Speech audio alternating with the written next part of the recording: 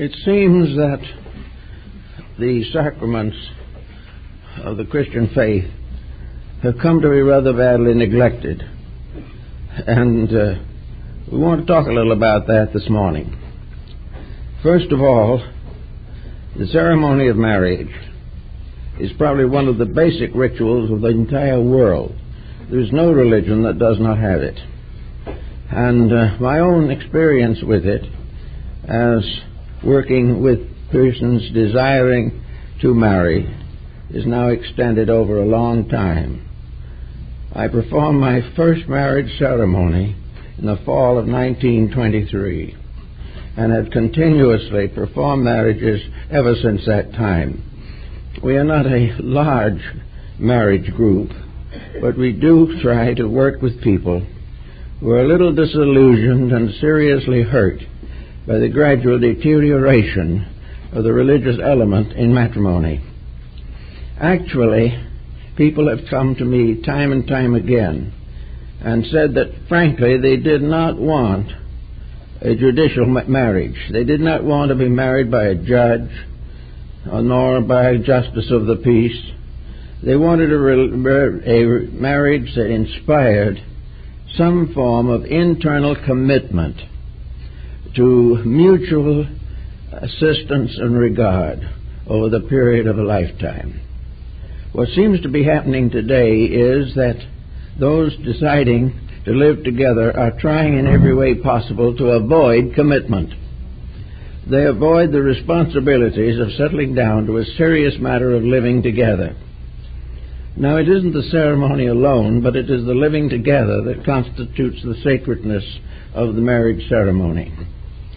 And in this day, we see more and more the values of responsibility being disintegrated or left behind in a mad dash for what we call now the fun generation. Today, as everyone seems to be interested primarily in fun, and fun is mostly excess of some kind of another, and it does not contain very much to inspire the person to better living or better thinking. Now, how does the fun generation get into this picture? I think it happens when we go back to the day when the first atomic bombs were dropped on Hiroshima and Nagasaki. The atomic bomb has destroyed the continuity of human purpose. It has committed a terrible crime against the survival of the human family. It is not simply the explosion of bombs that are the major consideration. It is a life lived under constant danger of annihilation.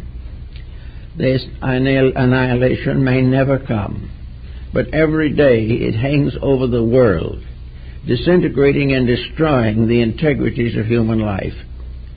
We have much to praise in science, but it has also handed us this terrible disaster. The disaster of knowledge being abused and perverted to the ultimate degree, beyond which there can be nothing but chaos. So with the loss of securities, the end of a period in which people could plan lives, could work together with certain vision of purpose, with all this gradually undermined, we also have had a serious financial situation, namely the problem of competitive nuclear armament. The whole world is spending most of the money that it needs to feed the hungry, to produce weapons for mutual destruction. Why do neighbors have to live together or side by side for 500 years and then go into a frantic nuclear armament competition which destroys every other stability of these countries? There seems to be no reasonable answer to the problem. It is the result of a gradual shift of the human mind away from the basic reasons for living and setting that mind hard in the problem of immediate enjoyment and dissipation. These things are of great and serious moment to thoughtful persons. We go to the Chinese for a moment because in the old days they were rather thoughtful people. And we find a very simple fact, namely that the family was the psychobiological cell in the great human race. Every family is a unit of life. Every family is part of a structure, as blood cells are part of the human body. Each family has its part to play, not only in the perpetuation of humanity, but in the social conditions of generation after generation of human beings. This very important factor has now been completely ignored. The problem of reproduction outside of marriage is one which again offers a very serious problem of ethics. It dissolves the responsibility factor and removes from human activity the blessing of a divine principle. Gradually, after 50 years or more of extreme materialism, we are coming back to a religious way of life. Religion is increasing all over the world because we simply cannot endure without it. A life lived without spiritual overtones or the consolation of spiritual convictions is almost useless. We are here to learn something, and when we set ourselves firmly against learning and decide to live only for the moment to do what we please, then the entire reason for this great cycle of embodiments is lost. We are not able to continue to live the life that is necessary for the perpetuation of universal purposes. So we have to consider very definitely the problems of keeping something resembling human ethics alive in this world. Ethics is something, however, that has a deadly enemy, and that deadly enemy is wealth. For some unknown reason, nearly all human beings are victims of the temptations of greed and ambition. Up to very recently, however, these factors did not touch everyone. There was a good, solid body of humanity that lived decently, lived well, lived constructively, and did the work of the world. This body of dedicated people, of honest, sincere workmen in various fields of activity, these good homemakers, and the various integrities which they communicated, all these levels are gradually disappearing. And we are finding now that there is only one real answer to the human question: why are we here? And the answer is to have fun. Or if we wish to enlarge this answer a little, we can say to be rich. And if we want to go just a little bit further than that, we can also say to live without consideration of moral consequence. These values, or lack of values, or false values, are very dominant in our society today. Now it would be nice indeed if we could hope to get together a new way of life. It is coming. The ailment is bringing its own remedy. The remedy may be sharp, but it is coming. And gradually out of this morass we shall come to something better. In the meantime, however, as we wait and labor with all the understanding and insight that we possess, there are certain things we can do. We can start this reformation inside of ourselves. We can decide that regardless of what other people do, we will do as far as possible that which is nearly as right as we can perform the act. We will do everything we can to keep the rules. And if we do this in some mysterious way, if enough people begin keeping the rules will be restored in their full dignity.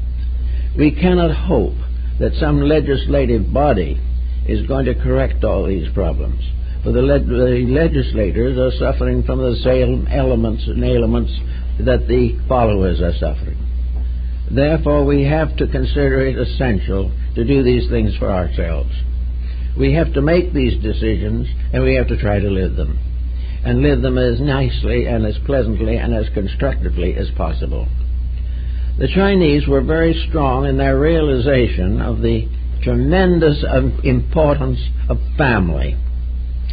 And most nations throughout the world have had very strong family codes. These codes were for the protection of the young, so that the new generation coming in and coming up would be endowed with the best values and integrities of the past. It was assumed that the parental responsibility was to produce offspring who would be decent people, honorable people, and contribute to the general advancement of society. The responsibility of family is now being seriously shaken. The responsibility of the adult to produce a new generation of young people is fading away. Each individual is for himself. Each individual is desirous of advancing his own career. If there is any advantage to the person, the family is neglected. Now, of course, there are always some good families, and there always will be. And for these we have our heartiest support and good thoughts. But too many people are now recognizing only one motive for existence, their own personal pleasure. They want to do what they want to do, regardless of consequences. And as a result of that, civilization, as a group of people dwelling together in peace, is fading away. There is no longer any grave concern for cooperation. And the people come to me now very frequently with problems which were practically unknown 25 years ago. Individuals who want to know how they can go on in profession, advance financially, take job after job, become executives without one single thought of family or actually of friendship. All of these modifying, quieting emotions have disappeared. We also find all over the world that the tremendous armament matter is working a terrible detriment upon family life. The money and funds that are necessary to feed children are being spent on military equipment. Everywhere we turn, we are being exploited by our own and by everyone else. And in this problem, the thoughtful person has to fall back upon something that will sustain him in these emergencies. And I think the type of thing that we have been doing here for all these years is an example of the type of problem by which we can advance some of the good causes that concern us most. We know that people are happier, more secure, more reasonable, and more purposeful if they have something within themselves that is guiding them, a principle of integrity within themselves. As the individuals increase in number who have integrity, world integrity rises. Because after all, each of the individuals in a unit pattern is an important factor and can result in an improvement of the entire unit. This is very important in our thinking at the present time.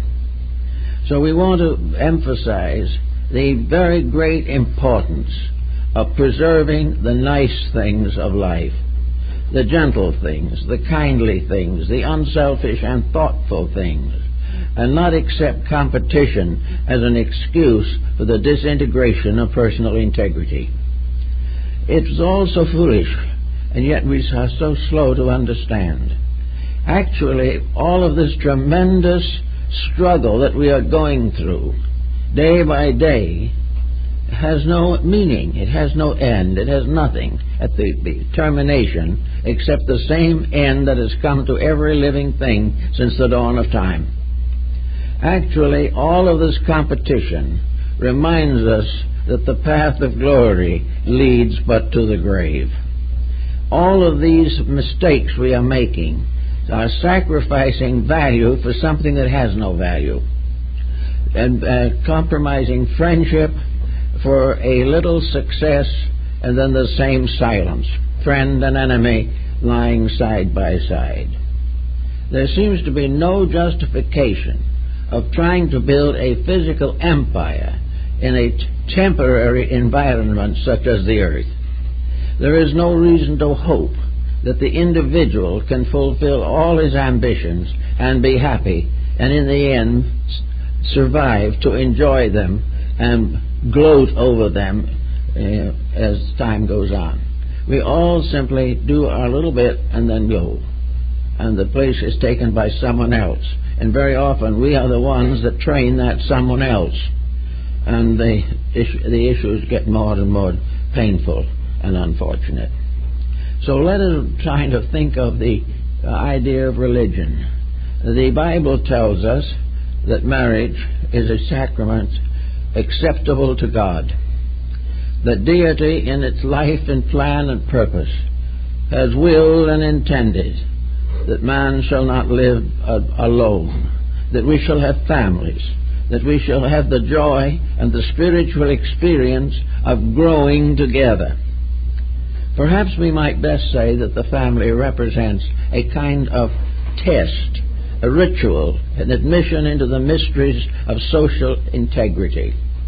The family is a challenge. It is also a way of growth. The people who make up good families are stronger people, better people, and the society in which they live is benefited by their honesty. Actually, the family is a kind of sacred mystery system. It is an initiation into human maturity. The individual who lives alone by choice, as sometimes in monastic orders, may have certain qualifications and justifications for his action. But for the running of human beings, the family is the test of integrity. It is the test of loyalty, of honor, of honesty, and of all of the cooperations of friendship and affection. It is a test of human beings willing to sacrifice something of their freedom to protect the life of which they are a part. By giving something of our own freedom, we preserve the freedom of the world, which otherwise is lost.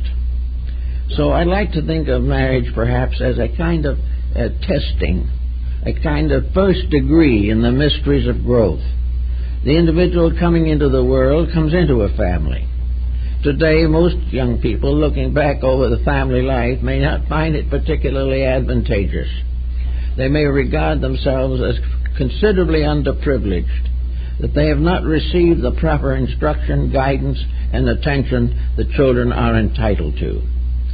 But even if this be true, the young person who feels thus neglected has something more important to do than pass on neglect to the next generation. It is up to him to do things that will make this better and more secure for all concerned. A family is therefore like the famous 47th proposition of Pythagoras, a triangulation of energies. It is a group forming a unit. It is a cosmos, a solar system. It is a magnificent geometric pattern in miniature. It is like some glorious flower, each of the petals of which is necessary to the beauty of the entire. And furthermore, like the flower, this marriage is a seed factor. It is something by means of which the race is perpetuated, and in each generation there is a natural growth and unfoldment of positive resources. So in the idea of a family, we have all kinds of complications. Many families have comparatively easy times, but many are in very desperate straits much of the time. And as these desperate straits close in, the tendency is naturally to break up the patterns and to run away from the responsibilities. This factor is also added to now by another factor, namely not to establish a family at all. The family becomes a danger and a hazard to independence. But what is independence? Independence for the individual is simply doing what he pleases or doing what he thinks he can do, and regardless of other people. This is not really independence. No individual who is not self-sustaining and an honorable member of society is really free and independent. Many people are simply in bondage and slavery to their own desires, appetites, and ambitions. They are failing utterly in the fulfillment of the purpose for which they were intended. Now, if the family can be preserved in some form of intelligent pattern, we have from the family the seed of larger organizations. Communities are groups of families. Nations are larger groups of families. The world is one vast family. And the laws that govern the individual household are the same laws that govern the human equation in the universe, regarding the life and purpose of collective forms of generation. Actually, therefore, the family problem is more than merely a protection or a habit or something that's just being done or something like that. The family is the beginning of a mature civilization. Where the family fails, the society falls apart. Where society falls apart, there is only ruin. And this ruin is not something you can pass on indefinitely. Ruin is becoming more and more dangerous. It is out of ruin that contagious ailments rise, that animosities are nursed and perpetuated, and anarchy flourishes, and revolution after revolution comes to release the individual, not from his faults, but from other people's faults. He still has his own. So with these types of thoughts in our minds, we thought on this occasion of Easter that it would be advisable and useful to try to see something about getting the universal purpose of things back into the life of the individual. We know definitely in our own hearts the importance of honest affection. We know that love is a tremendous force in life. But so often now love is very largely a victim of ulterior motives. Love is being sacrificed, as other virtues are, to the success of personal ambitions, wealth, and the like.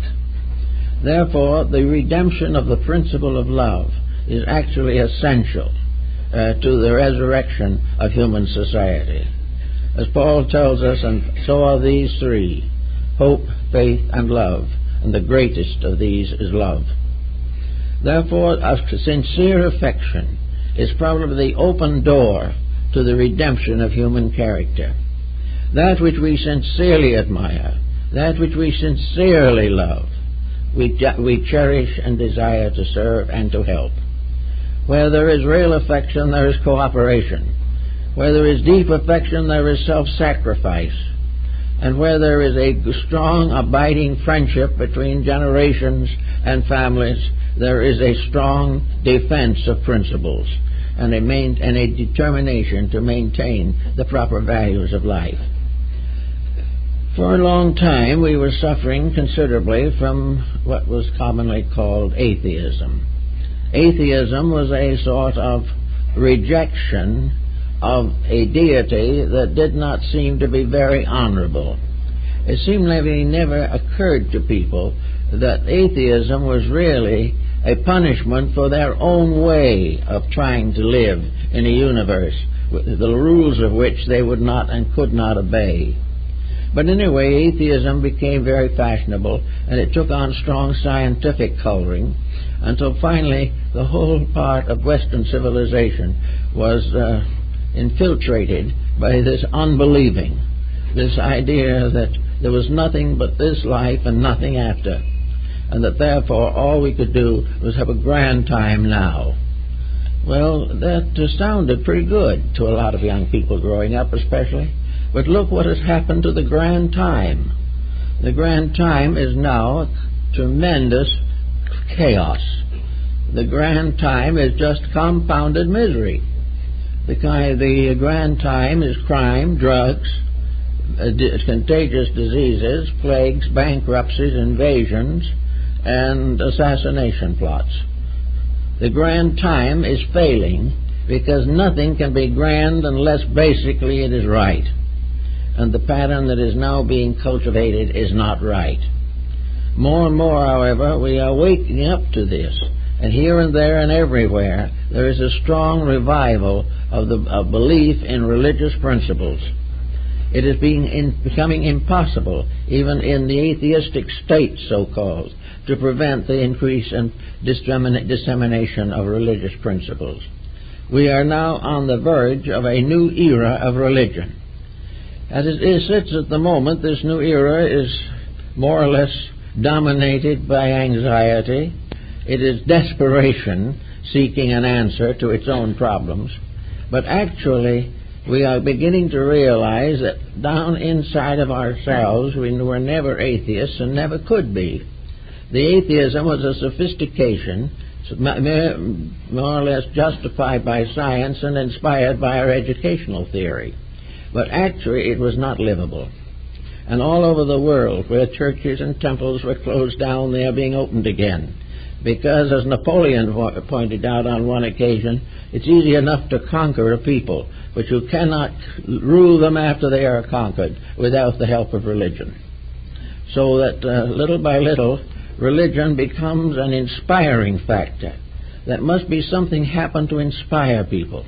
They must find new motives for being bigger than they are. And of course the motives up to now have been largely patterned in the form of privations. The individual mustn't do this and he mustn't do that, and the thou shalt nots have dominated. But no matter how many of these thou shalt nots we have, things are still going badly because we're paying no attention to them. We are not really making the effort that we must make to cure the present problem. So go back to the family, which to me can be likened to the Eleusinian mysteries, or the early Christian mysteries, or the mysteries of Neoplatonism, of Buddhism, of Hinduism. All of these institutions were institutions of testing. No one was permitted to enter into the sacred sanctuaries of Egypt until they had passed through a period of probation. When Plato went to Egypt in search of the wisdom of the Egyptian temples, they made him go through a long and arduous probationship before they would accept him into their sanctuary.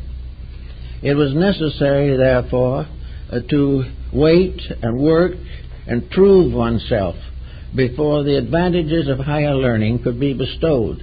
As a result of that, there were no learned atheists. The very process of initiation made atheism impossible, so that the ancient, when he produced a philosopher, produced also at the same time an idealist. So all these different steps come back into the home. The old temple buildings are mostly ruined. A lot of them are simply now for tourists to look at.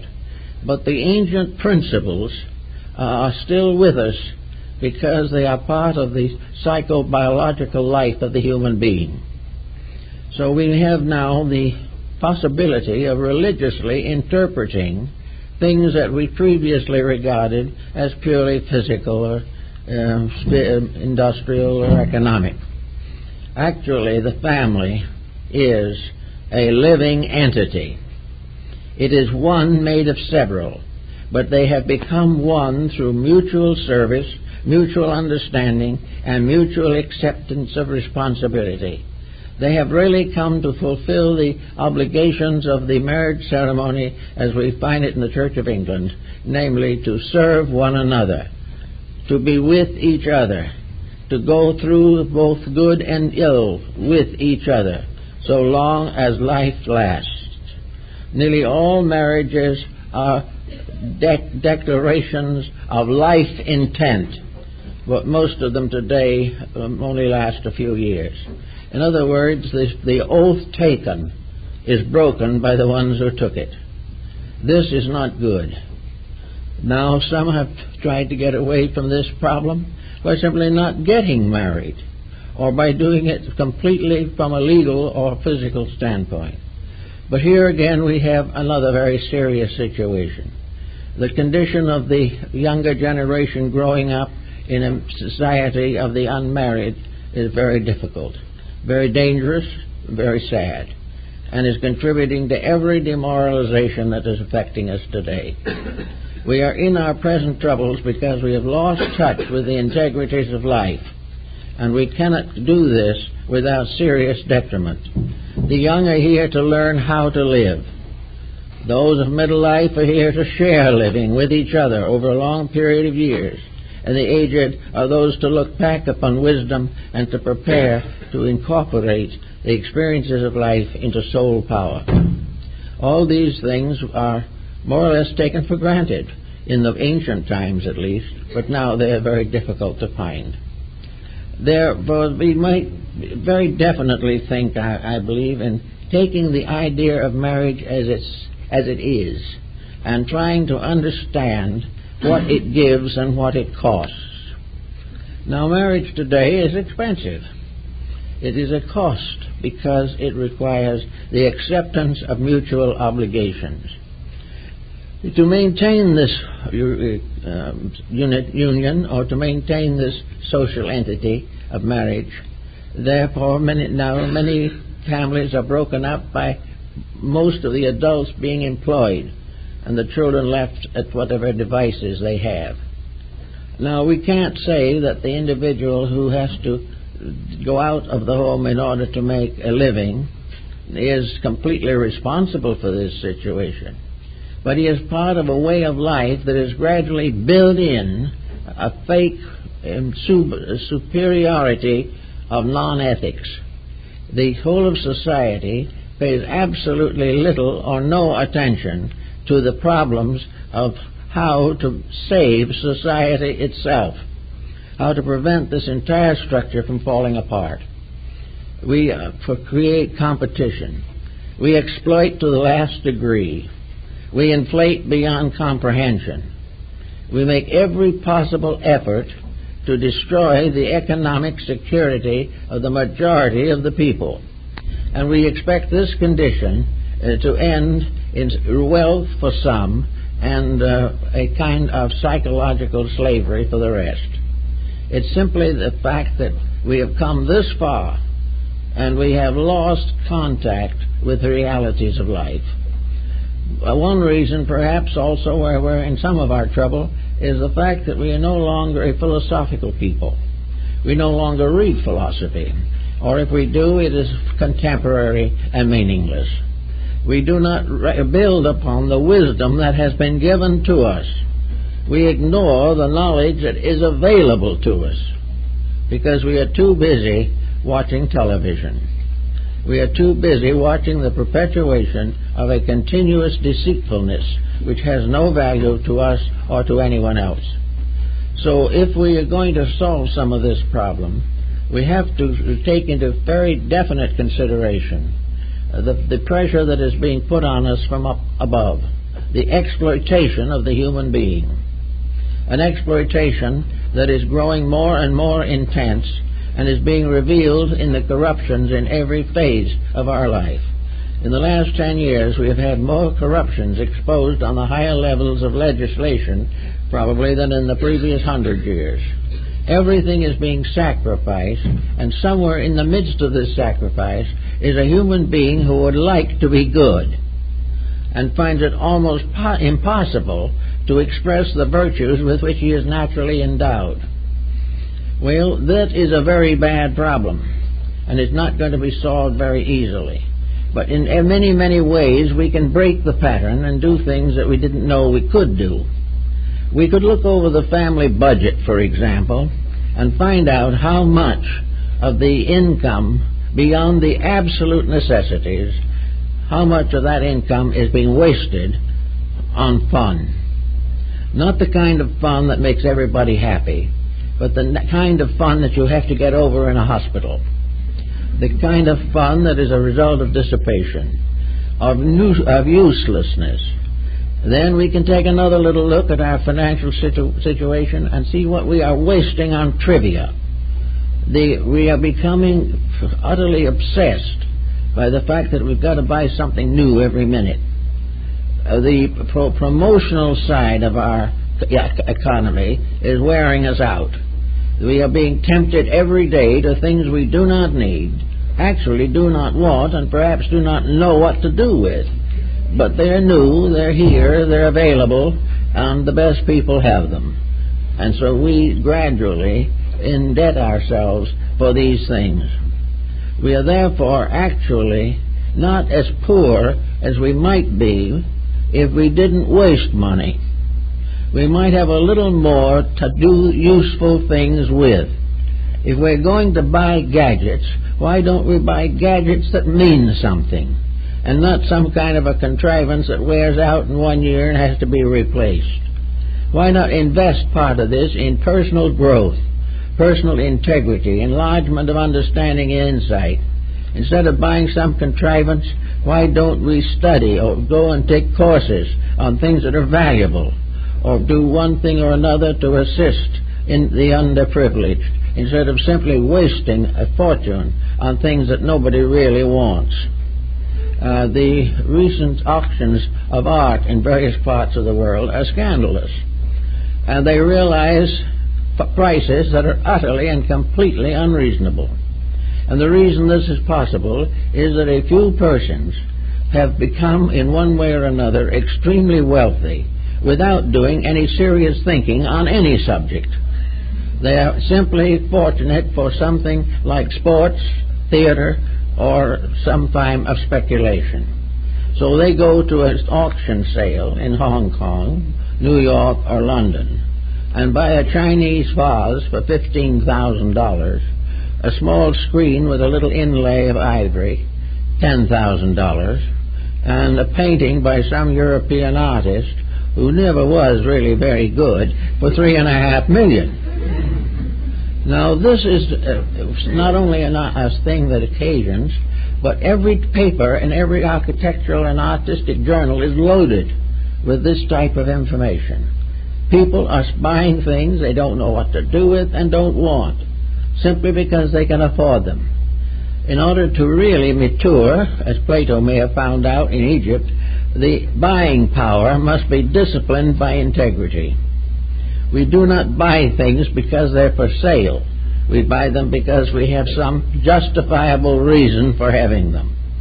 And possession to be locked up, or bad taste to be perpetuated, these are not legitimate uses of our funds. We also realize that more and more we become involved in a tremendous world debt program, and gradually this has got to change. But many times, and too often, the average person goes with this, drifts along and feels that this tremendous national or international indebtedness is protecting him or thoroughly justified. It isn't. The only thing he can do, however, is to build a little empire within his family, or within his own little circle of persons who know, or perhaps within the little church he belongs to, as a nucleus, a center of integrity in a whirling, uncontrollable world. He has to put his roots down. He has to do something, because not only are we thinking now of trying to get through this life in one piece, but we are thinking of what we are here for in the larger sense. Maybe some of the things that we do would be excusable if we had no vision of security or advancement or purpose beyond the present.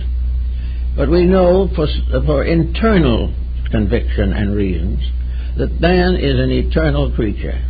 We are essentially immortal, fumbling around in a mortal world. We are something that is without beginning or end, but we spend most of our time trying to kill ourselves. We have forgotten that we are citizens of an eternal world, that we are citizens of an immortal purpose, that we are here because of what we have been and what we have done, and we go from here to next places because of what we are here. The idea that we are simply individuals who have the prior right, if we so desire, to kill ourselves in any way we seem to please, including drugs or emphysema or whatever it may be. We are actually creatures the like of which the world has never known before. Actually, the human being is the most extraordinary creature that has ever been devised to our knowledge. There's undoubtedly more extraordinary ones further up, but we don't see them. But here we do see a magnificent potential going to seed. Not only going to seed, but rotting out, simply because of lack of integration, orientation, lack of purpose, lack of vision, and at the same time spending fortunes trying to be happy. We hardly can pick up a paper now without seeing the misery that this struggle causes. And I've noticed in the last couple of Easters that have come along, some things that are disturbing and some things that are encouraging. The encouraging things are that there are more and more people concerned with the significance of Easter. And the interest in this is now extending beyond Christendom. It is becoming important in many other religions, because it also combines the religion with one of the basic scientific principles of antiquity, and that is the vernal equinox, which was always regarded as the time of a reborning, a rebirth, a coming back into life of the promise of immortality. But in any way, we have seen more of this, but we've also seen some other things that are not quite so helpful. We have seen here in the last few years a large number of persons absolutely breaking all laws of common sense, decency, and public physical laws in rioting, in intoxication, in vandalizing on holy days, where instead of people gathering for some reasonable purpose, they are simply gathering to create a riot. We may yet live to see picketing on Easter Sunday and Christmas. It is just this lost motion, this lost integrity that we all have to face. But actually, there is now a much stronger advent of belief in some of these better things. We find a literature springing up now, more prolific than ever before, I guess, in the history of printing, devoted largely to mysticism, idealism, and the restoration of integrities. This is the way nature, by the law of cause and effect, gradually brings us back to common sense. We are beginning to recognize that what we are doing is intolerable, impossible, and something that we cannot endure ourselves much longer. In the beginning, we break a few rules because it seems like it's fun. But in the end, the rules break us, and that isn't funny. We have more tragedies than we ever thought we would know. So Easter this year is being taken more seriously. But there is still that unfortunate situation in which young people who have been given no training cannot suddenly have respect for these more sacred moments of life. They are not prepared to view anything as sacred. They are not prepared to view life as sacred. And if you look around, you don't know why they have this attitude. That society in general has betrayed them and will continue to do so.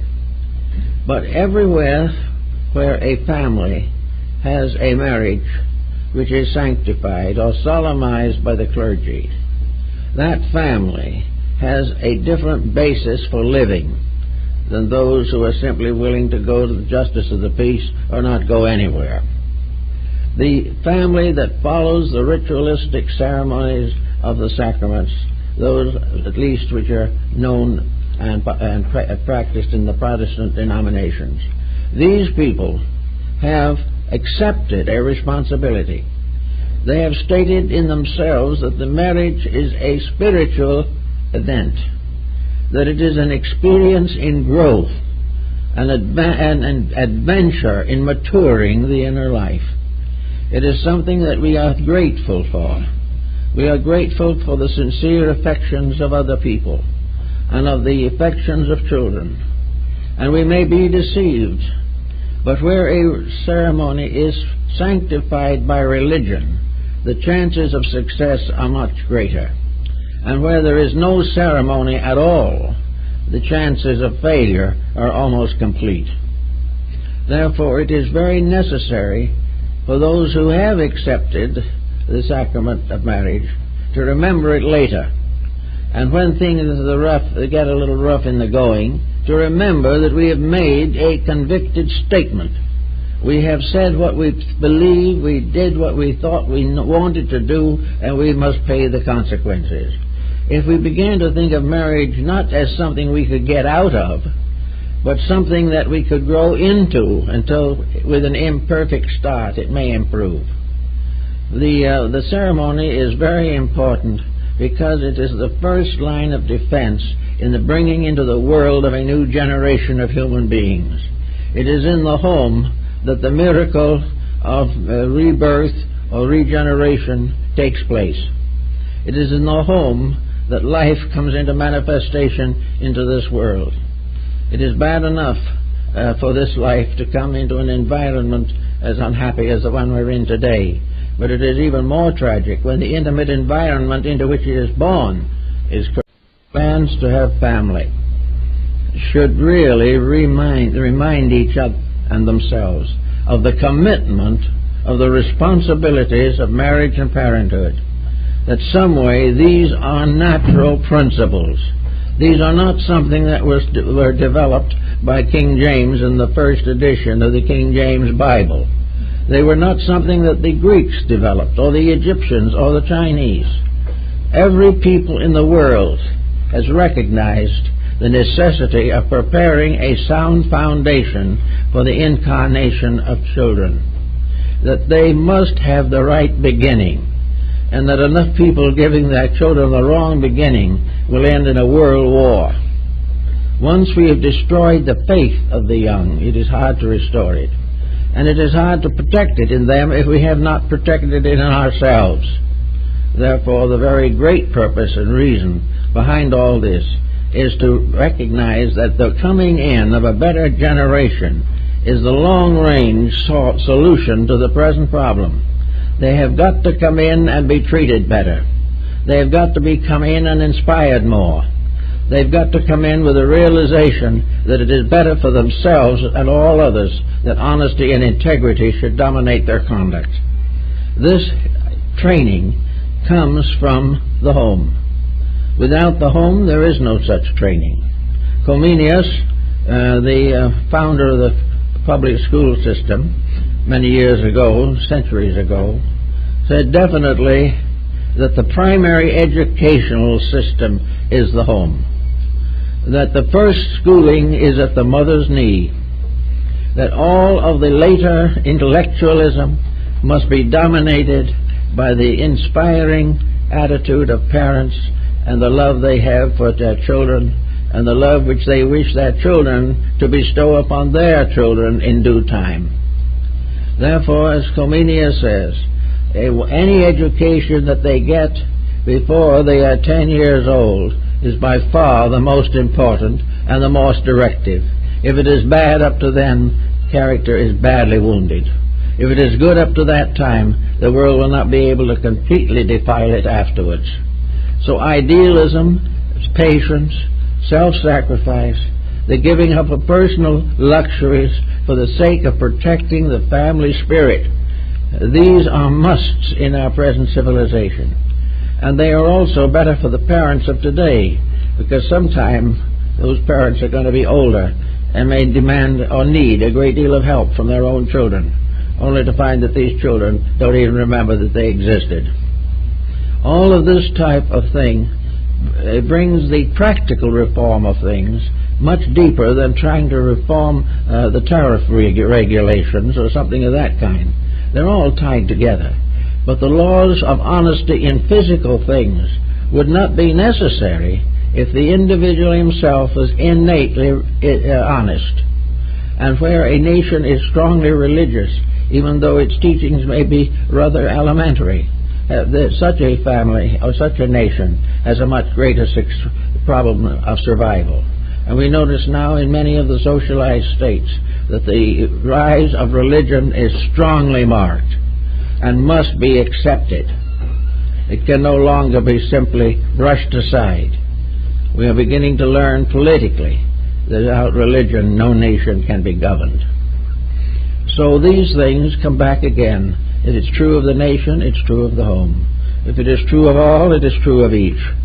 And the problem of building this into our living is of vital and eternal significance. I might point out that in the Greek world, the development of education was somewhat different from what it is now. They didn't have schools like we have, but were more like the Oriental system. They had teachers, but a teacher was someone who was a scholar, who was learned, usually patient, kindly, maybe a little disciplined, and a little severe to those who were mitigatedly out of line. But the parent took the children to the teacher. Socrates was such a teacher, Diogenes, Plato, Aristotle. They were all teachers, Socrates. All of these teachers had small groups of people that they tutored. The price of tutoring was very small, but not anything like the initiation fees to a modern university. But for a few cents a day, a teacher gave instruction on the subjects with which he was particularly familiar. All these teachers were bound together by the religion of the state. They were all of them true believers in the divine pattern accepted by the communities in which they lived.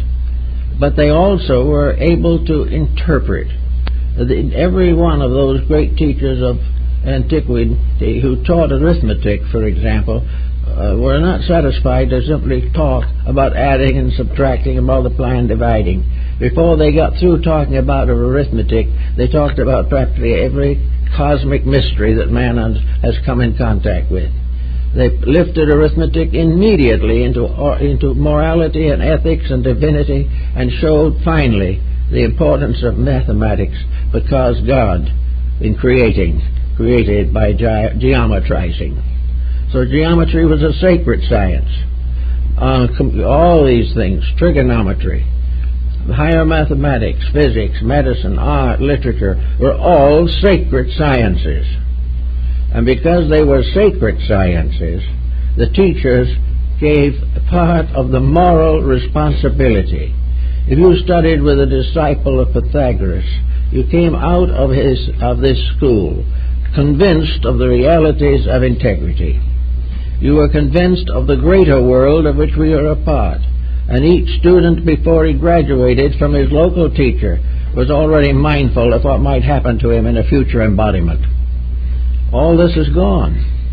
All is now a great curriculum of rather dusty, musty, and no longer very practical facts.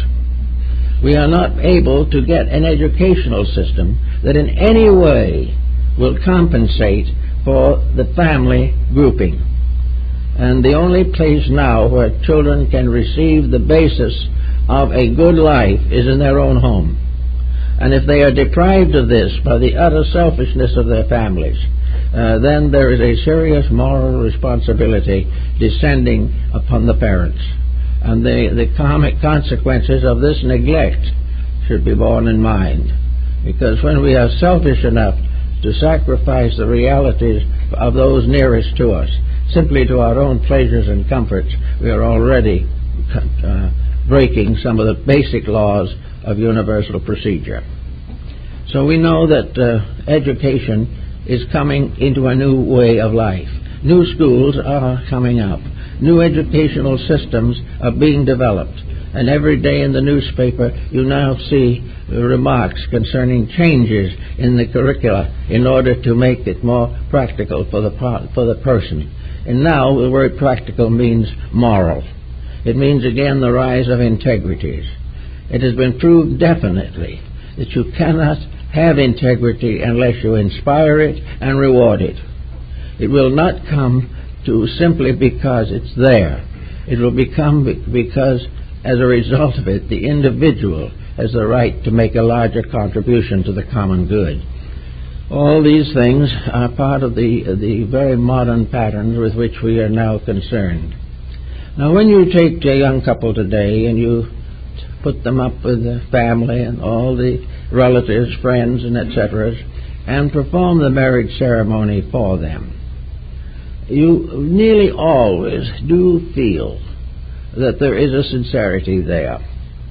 The exception, of course, to this is what might be termed the competitive wedding. Now, a competitive wedding is one in which the family has to have a more expensive wedding than the neighbors. And today, a great deal of the expensive weddings is destroying their actual integrity. I noticed in the paper some years ago of a little young woman in New York who committed suicide because her family could not afford to have a name band play at the wedding. Now, this type of thing is not just the result of one family's miserable attitude. It is the result of a way of life in which we are losing sight of value and going into a competition of pretensions, of trying to make things bigger and with no quality consideration of what they're worth. So when you get started on this, I always like to think that in weddings, and this is a policy which I've always used and made a point of, when the time comes for the ceremony, I like to remind the young people that I am performing a ceremony required by the state of California and also required to the ministry of those who have a church or ministerial wedding. I can marry them and unite them by the laws of the state, but I cannot unite them internally in the principles of marriage. I cannot justify or actually perform a wedding in which I unite their hearts and their souls. This they must do for themselves.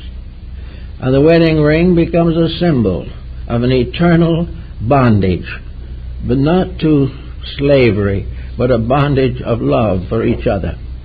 That the highest form of relationship is simple, honest affection.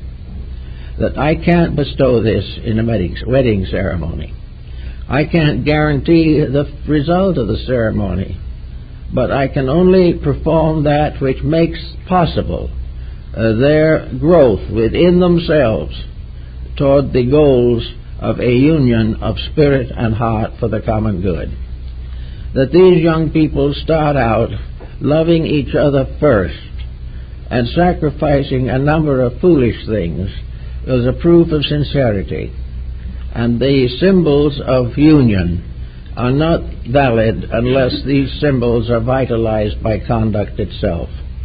So we always feel that it's necessary that the wedding ceremony not be considered an adequate beginning of marriage. It is not something that ensures a good marriage, but it may assist in producing one. It is not the answer to all needs. It does not then by legally permit the young people to do exactly as they please, break all the laws of God and nature, and remain responsible because they have a marriage license. This is not the purpose of marriage. The purpose of marriage is a sacrament, and a sacrament is a commitment in the presence of God, a commitment of self to the service of divine principles.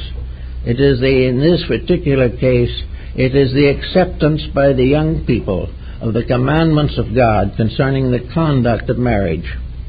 It guarantees that they will be permitted to have the physical environment necessary for a good home. But the building of the home becomes a spiritual investment based in their own mutual investment of affection and regard. So we have in marriage only a physical thing, unless it is a union of souls. Now, in our day, unions of souls are a little difficult. First of all, many people don't even know they have a soul. And many of them manage to get through life without proving that they have one. But for the most part, the soul is there. And love is the easiest way of bringing this to the surface. But it has to be sincere. I think that the idea of the older generation of betrothal was very legitimate. I don't think an individual should meet someone on Tuesday and get the license on Friday. There should be time for thought, time for mediation and for consideration. There should be an opportunity to understand and know better exactly what is involved in a commitment. Also, there is a great deal of worry on matters of ulterior motive, but this can very often be discovered with a little timely thought. In the old days, there were very often what were called the marriage brokers. They were the ones that helped to select appropriate mates for various persons contemplating matrimony. The Chinese were very particular in having the ancestral pattern do the marriage brokerage work. And they had certain advantages in it that we have lost. It seems as though it's some way in this thing that before we have a final marriage, there should be some form of counseling. There should be some way of determining more of the compatibility of these people, that they should understand their own backgrounds and what they have to give and what they will demand. The inexperienced, emotion-dominated person with no understanding of the responsibilities of life is in a poor position to make a good marriage, and yet that is where most of them begin. Now, there are some who, regardless of anything you can do, you cannot destroy that marriage. It is indestructible. There are a great many people who find in this sacrament a fulfillment of the highest hopes and aspirations of life. I remember not too long ago I attended a party to celebrate the Diamond Jubilee of a couple that had been married for 60 years. And the two looking side by side looked like two beautiful figures from some classic work. They were young, they did not resemble each other very much, but at their age then, they were both in their 90s. The two looked almost exactly alike. They had grown together in every sense of the word, and while they were sitting like two bashful beaux in their teens, receiving the congratulation of 3 generations, I noticed that he put out his hand and squeezed hers without looking, but appearing very indifferent. But he was just bashful, that was all. But this type of thing happens. And where it happens, something very wonderful does happen. This is the type of marriage they can say was made in heaven. It is the type of thing that we all would long for and want to have. But more could come nearer to it if they would try. Because I have a great many people come to explain to me why they can't make it, and wanting my opinion and all counseling as to what they can do to help to repair the situation. Most of the time the causes of trouble are very superficial. They simply represent a lack of unselfishness for even a moment. They require no sentiment or appeal for the sensitivity of each other. I know that such cases can be very hard to work with, but nature sometimes steps in and gives very curious remedies to some of these things. A lady came to me many years ago who had an obstreperous husband. And of course there are such things. And this man would not allow his wife to learn to drive a car. She was married to him for over 40 years and never permitted to drive a car. Well, we did our best. I even saw him about a little bit about it also, but it looked as though it was hopeless. He belonged to some somewhat foreign background that was very stilted in these matters. But all of a sudden, without anybody having to do anything about it, heaven stepped in. The husband had a stroke. He wasn't badly incapacitated, but he could never get a driver's license again. So he had to let his wife learn to drive the car. Well, fate produces these very strange and unusual things sometimes, and they are obviously part of a large natural pattern. Nature has so endowed the individual that he has many aspects of his own nature. There are very few people who are not more or less compound in their potentials. They have a great many submerged assets and abilities and values that they don't ever release into manifestation. Under proper affectional relationships, these may be strengthened and more or less released. We will find that with affection, we can do things we never thought we could. And we can enjoy things we never thought or believed we would enjoy, simply because we were making happiness for someone we care for. And little by little, without too much interference, many of the complaints of young married couples can be arbitrated. But the world is very hard on these people. and it doesn't seem to be willing to make any considerations for them. The reason undoubtedly is simple. The legislators came mostly from unhappy homes themselves. They were part of a pattern of misunderstanding, misdirection, which they had accepted along with all who followed them. The world was following the wrong road. It was following a pathway that never had succeeded and never will. Now, up to a few years ago, there were some people at least who realized that the breaks that we are making never have succeeded. But in order to do that, you have to be literate. You have to be able to read a little history. You also have to get away from the television long enough to realize that that is not the custodian of integrities.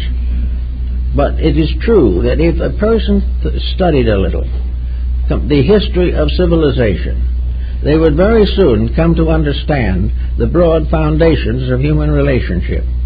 They would know why nations rise and why they fall. They would know why rulers become tyrants or do not become tyrants. They know why religions pass through renovations and changes over periods of time. And they also realize the perpetual adjustment of the inner life to progress in the physical world. We are all adjusting constantly to the changes in our environment. And these changes are very desperate unless we have some solid core within ourselves. If we are living on the outside of ourselves, we do not have much luck trying to adjust to the outsides of the world. There has to be a solid core in every person, a core of basic conviction, a basic purpose, of dreams, of ideals, of reasons for existence. There must be some form of higher life within us, or we cannot cope with the problems of material existence. It doesn't mean we have to be great scholars or great thinkers. It only means that we have to have a certain kindliness toward values, toward realities. We have to maintain affections that sometimes we keep for a few years and then they fade away. We have to make them last for a lifetime if we want to cure this particular problem. So in order to get past the Chinese code, and that also which we find in early Christendom, we have to realize that the individual is really a spiritual being. This you have to get some way into your consciousness, that the individual is a spiritual being. The proof of this is rather obvious, however. You don't have to do anything very extraordinary to prove it. The mere fact that you are here proves it. You wouldn't be here at all unless you were alive, and the only life in you is a divine life in you. That mysterious power which science has never been able to discover, that mysterious substance that makes us live, is something that is far deeper than daily existence. It is something that makes possible all of the experiences of living. It is the power of the thinker. It is the simple basis of affection. It is also health, and it is art and music and everything that is important in life. All arises from some deep source within ourselves, and this source is our divinity. And this divinity is the spark of God in ourselves. When we pervert life, we pervert the power of life. Every perversion that we make is directly a resentment of God, an unwillingness to accept the divine, a denial of the spiritual values of existence. As long as we keep on denying, we will cut off the strength of this internal resource, this resource that is there. And while it can be damaged, and it can be so concealed that maybe for several embodiments it may not be able to function, but it is there ultimately, and it will win. The individual, in spite of anything that he can do, think, or say, will ultimately outgrow his own weaknesses. But it's the hard way. Then we have to be punished constantly for our mistakes. To be punished for a mistake is not too bad, but to be punished constantly for the same mistakes and remedy them in no obvious way is simply lack of common sense. And life has a lot of common sense in it, but it's not in the curriculum at the present time. It's still waiting for inclusion. So the life within us demands something. The inner life demands more than we give. While the outer life is constantly compromising for pleasure or profit, the inner life is constantly asking for integrity.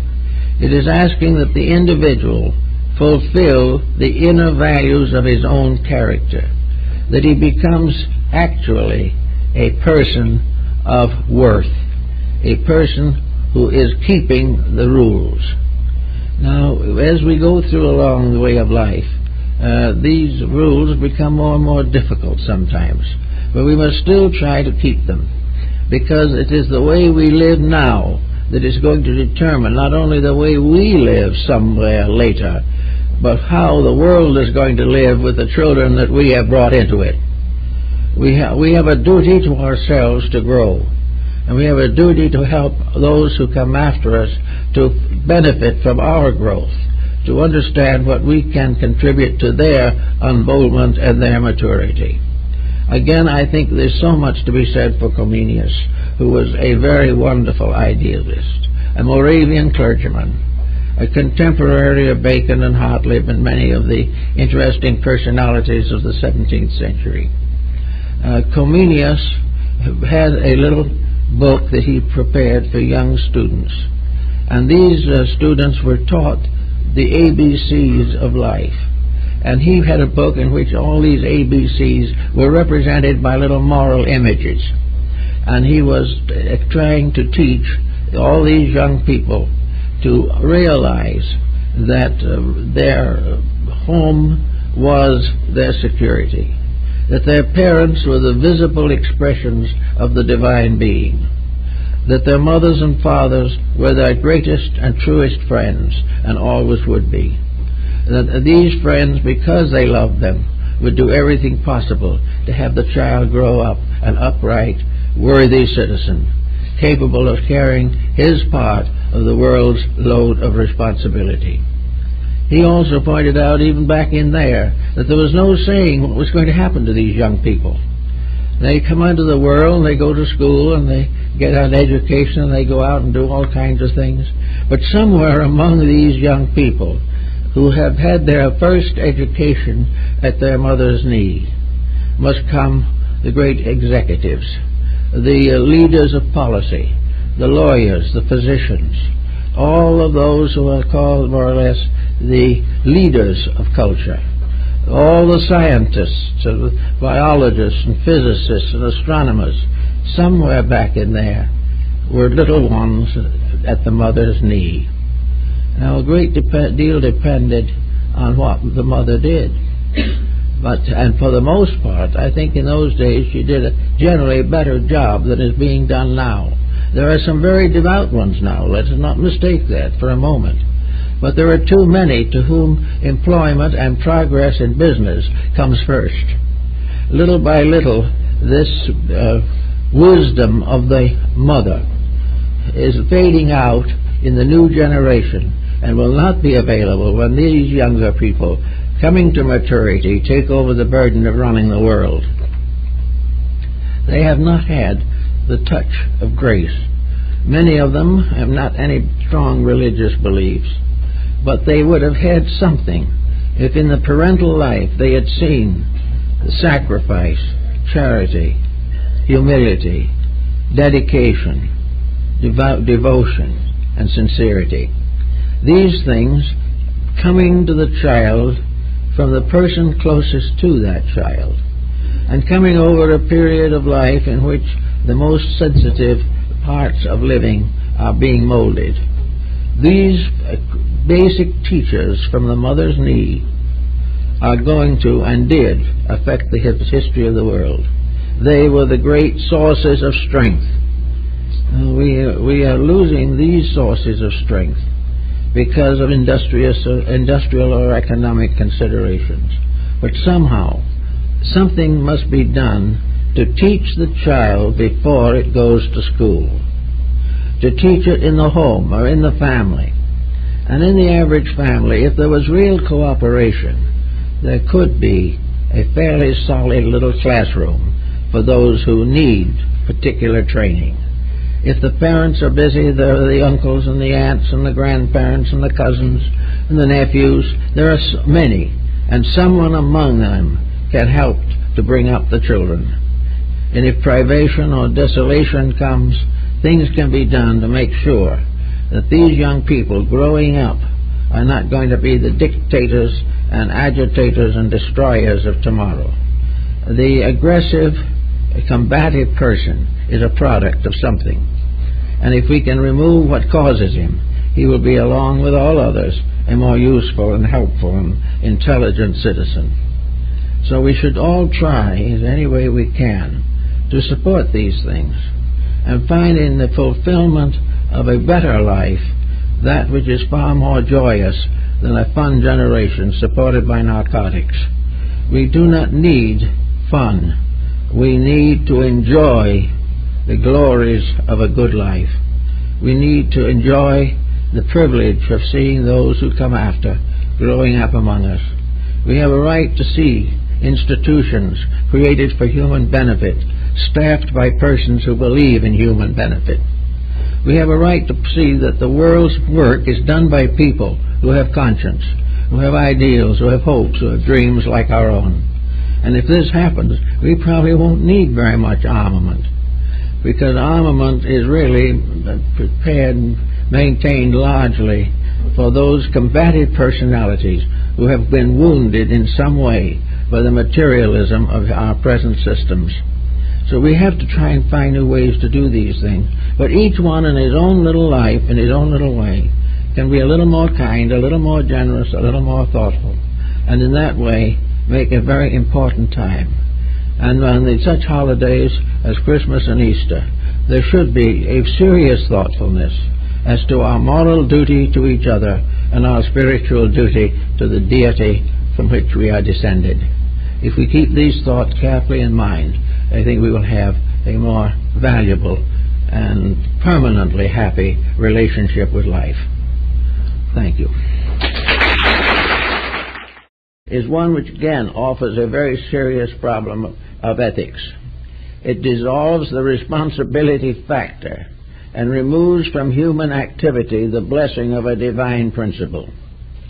Gradually, after 50 years or more of extreme materialism, we are coming back to a religious way of life.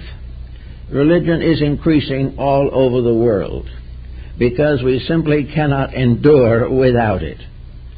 A life lived without spiritual overtones or the consolation of spiritual convictions is almost useless.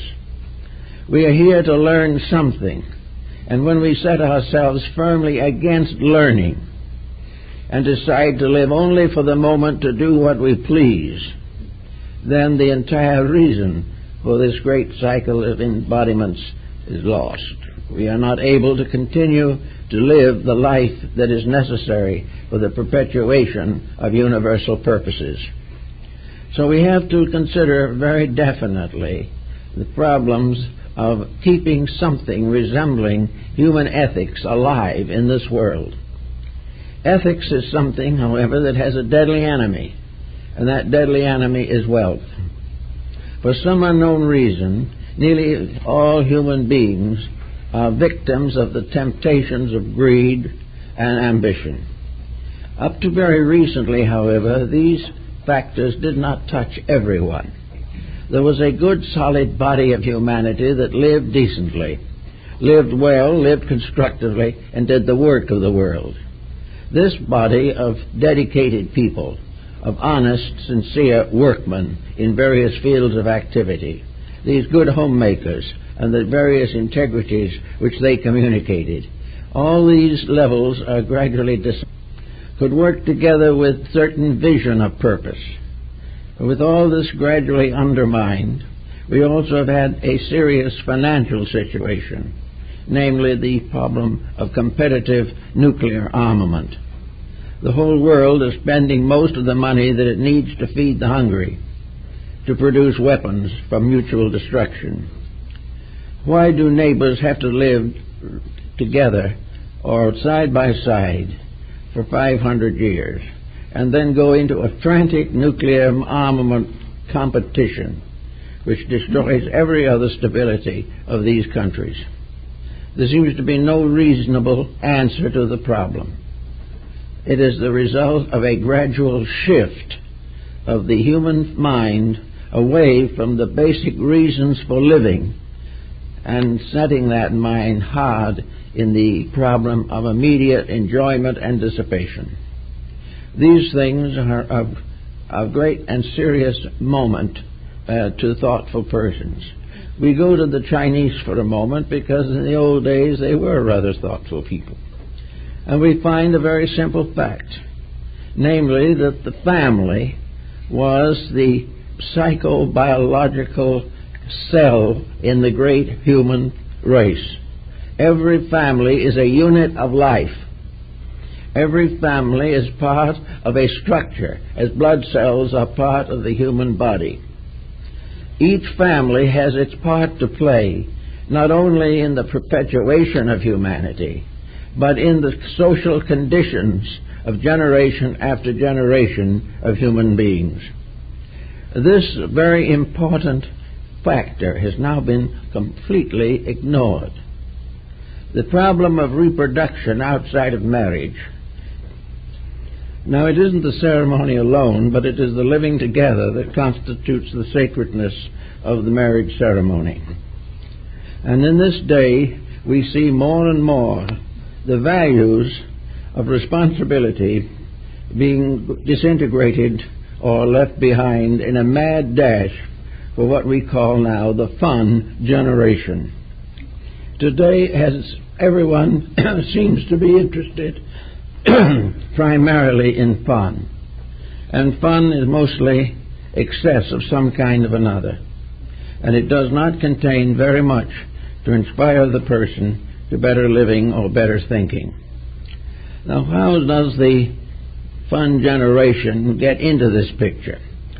I think it happens when we go back to the day when the first atomic bombs were dropped on Hiroshima and Nagasaki.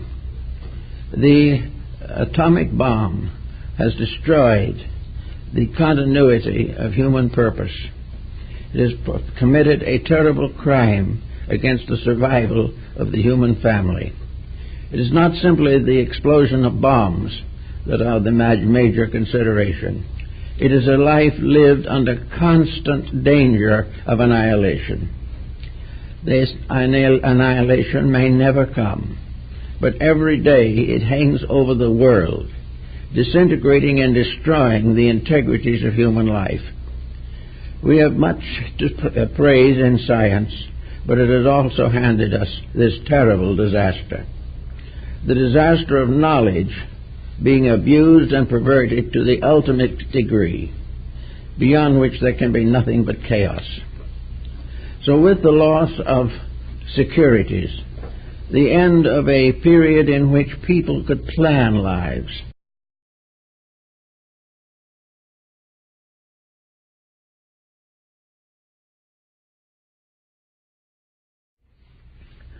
it seems that the sacraments of the Christian faith have come to be rather badly neglected.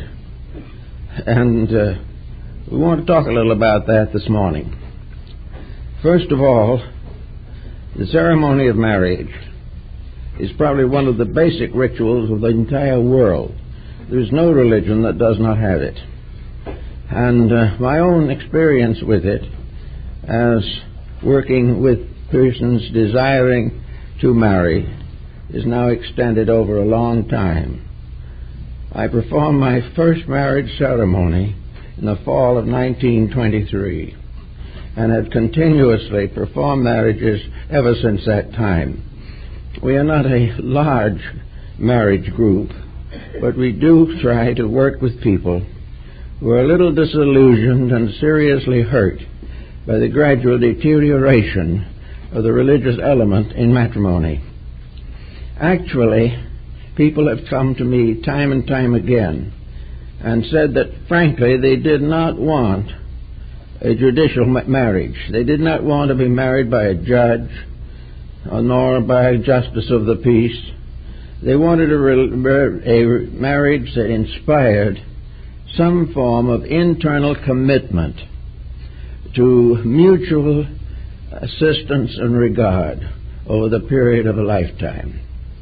What seems to be happening today is that those deciding to live together are trying in every way possible to avoid commitment. They avoid the responsibilities of settling down to a serious matter of living together appearing. And we are finding now that there is only one real answer to the human question: why are we here? And the answer is to have fun. Or if we wish to enlarge this answer a little, we can say to be rich. And if we want to go just a little bit further than that, we can also say to live without consideration of moral consequence. These values, or lack of values, or false values, are very dominant in our society today. Now it would be nice indeed if we could hope to get together a new way of life. It is coming. The ailment is bringing its own remedy. The remedy may be sharp, but it is coming. And gradually out of this morass we shall come to something better. In the meantime, however, as we wait and labor with all the understanding and insight that we possess, there are certain things we can do. We can start this reformation inside of ourselves. We can decide that regardless of what other people do, we will do as far as possible that which is nearly as right as we can perform the act. We will do everything we can to keep the rules. And if we do this in some mysterious way, if enough people begin keeping the rules will be restored in their full dignity. We cannot hope that some legislative body is going to correct all these problems, for the legislators are suffering from the same elements and ailments that the followers are suffering. Therefore, we have to consider it essential to do these things for ourselves. We have to make these decisions, and we have to try to live them, and live them as nicely and as pleasantly and